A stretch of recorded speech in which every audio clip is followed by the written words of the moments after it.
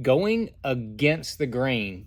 What does that mean? It means using something that not a lot of other people are using when you're fishing. So in fishing, going against the grain means to be using a bait or a technique or the way you're fishing it around other people that are not necessarily doing that, and that makes you show the fish something they haven't seen or that they are not used to. That can really be a huge benefit. I'm going to give you two examples. Boom, don't, one, two. Two examples, one on the finesse side. You might see it sitting there. And then the other one's going to be more on the power fishing side. It is maybe right here. But as we're going to show you here, kind of explain to you exactly what I mean by that, and some examples of that will hopefully be able to help you incorporate some against the grain baits into your arsenal, into the way you fish and where you fish, that can help you put some more fish in the boat. So what do I see, as a guy that's been fishing full-time for basically 25 years, been traveling all over the country. One of the big benefits of traveling around and fishing these bodies of water that people aren't used to, having guys come in, we went to the Pascatank River. We were taking techniques there that nobody in that area really does. When we go to Lake Martin in Alabama, when we go to Clear Lake in California, every region has really good anglers. California has some of the best anglers, period. Texas, same deal. Really good anglers. Florida, really good anglers. North Carolina, Virginia, wherever you want to go, really good anglers. But a lot of times what happens is those anglers get into a rut of doing the same type thing, showing the fish the same type lures over and over again. And now, with the forward-facing sonar in a lot of the lakes, a lot of the fish, the populations of fish, are all seeing a lot of lures. So going against the grain can be a big deal. So all right, let's get into the first one. This is definitely my favorite. This is the tried and true. And even sometimes I forget about this, and I admit it, I forgot it a little bit in the most recent tournament that I had at the Sabine. I feel like if I'd incorporated this bad boy a little bit sooner, could have probably put a few extra fish in the boat, probably could have had an even better finish. Had a top 10 down there, but I wanted to be inside that top 5. I wanted to be in contention to win. So the drop shot. The drop shot, and you might be saying, yeah, whatever, dude. Yeah, sure. But this is a drop shot. We've got 10-pound Sunline FC leader, that 2-aught Gamakatsu G-Finesse light wire worm hook that I always fish, 6-inch Missile Baits Magic Worm.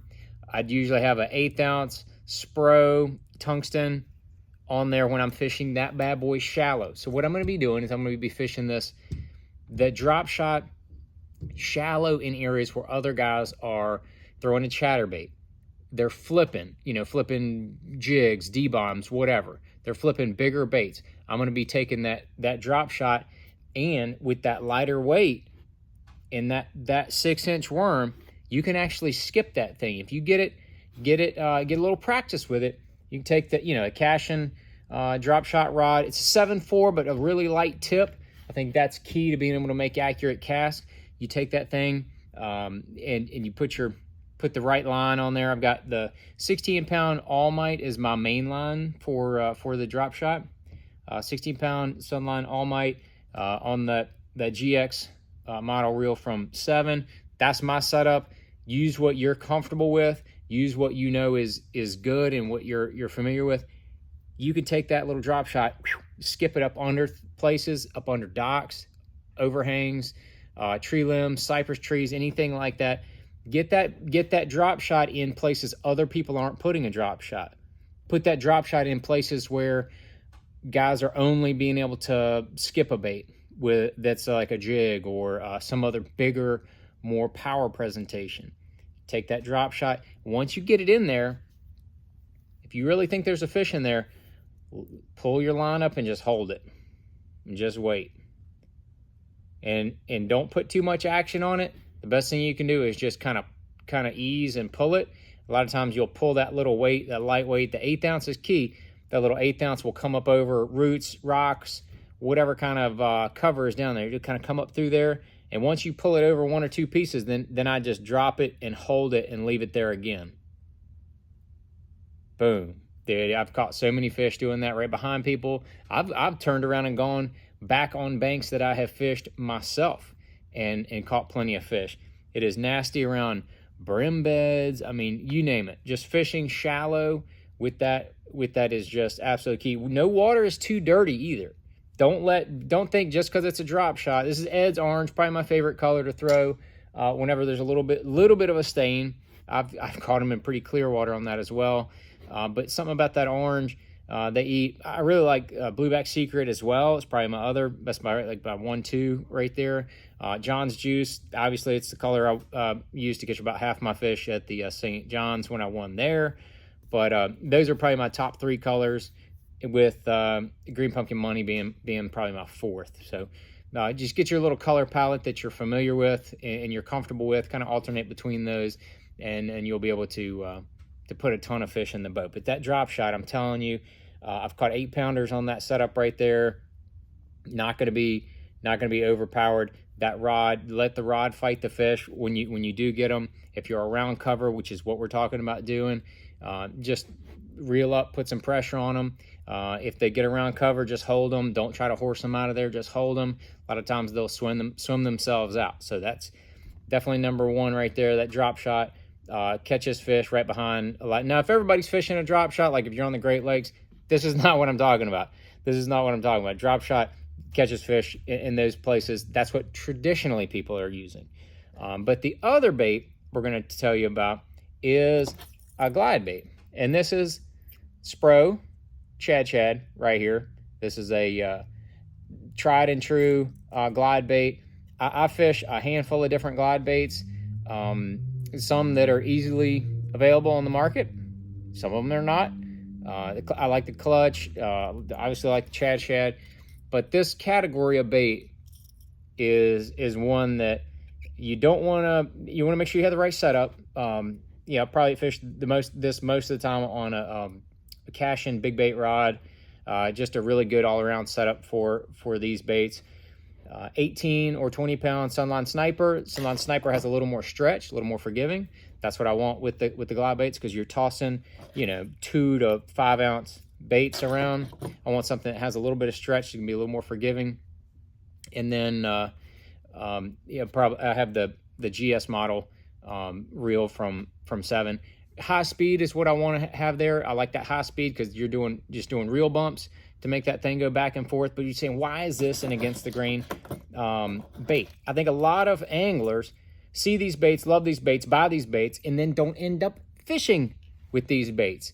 And they really work well in areas that fish, the fish don't see those baits.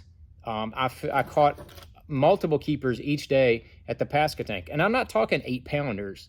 I was fishing a bait this size and was catching 2 to 2.5 pounders.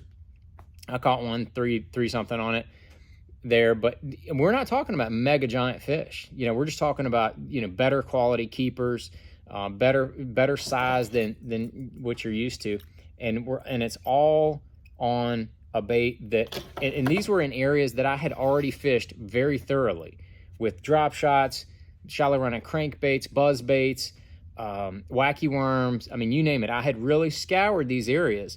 Then I went back with the glide bait and was able to pop additional fish, because those fish had seen all the other, and it was like the most obvious example of showing fish a bunch of conventional baits and then going back with a big bait, with a glide bait, and then it triggers something in those fish to bite them. So, one of the keys with that is to make sure you have a little bit of stain in the water. If the water's too clear, they can get too good of a look at this bait, and they can see those hooks, they can see the joint, they can just see it's not quite normal, not quite natural, and so they'll run up to it, get you excited, they'll get excited, and then they won't bite it. But let's get into how to fish these things.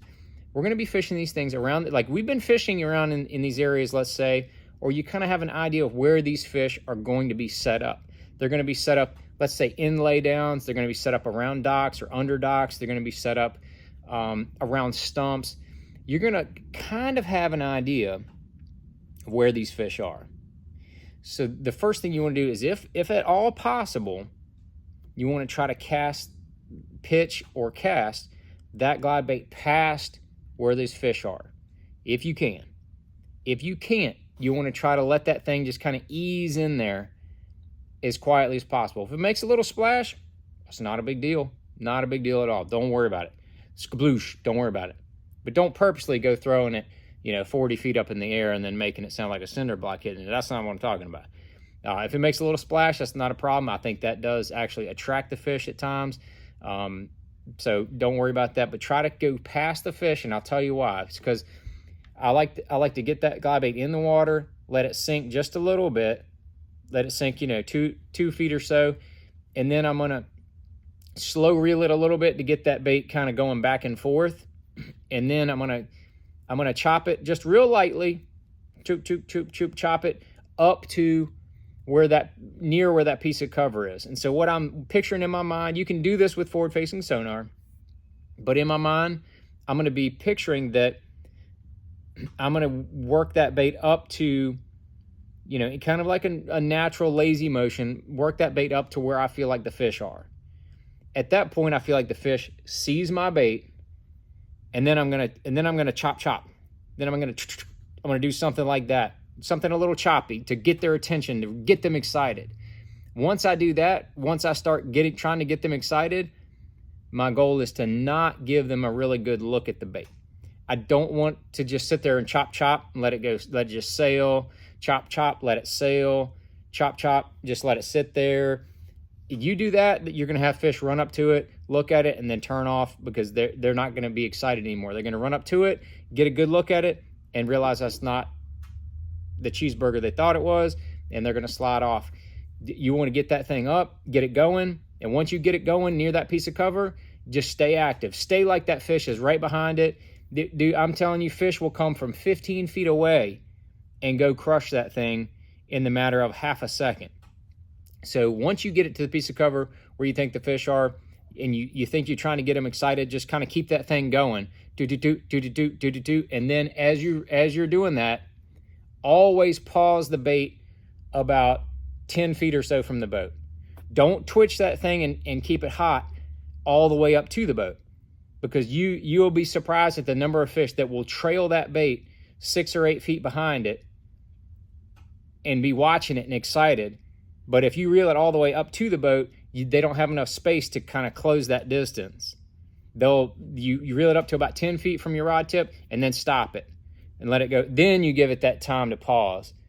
You give it like 2 or 3 seconds, and then maybe 1 or 2 chops. If there's one not on it, reel it in. You're done. Next cast. Because I've had so many of them. You reel it up, kind of, you're hot with it. Give it about 10 feet out there. Give them a little chance to catch up with it, and then chop it 1 or 2 more times. Boom, they smack it.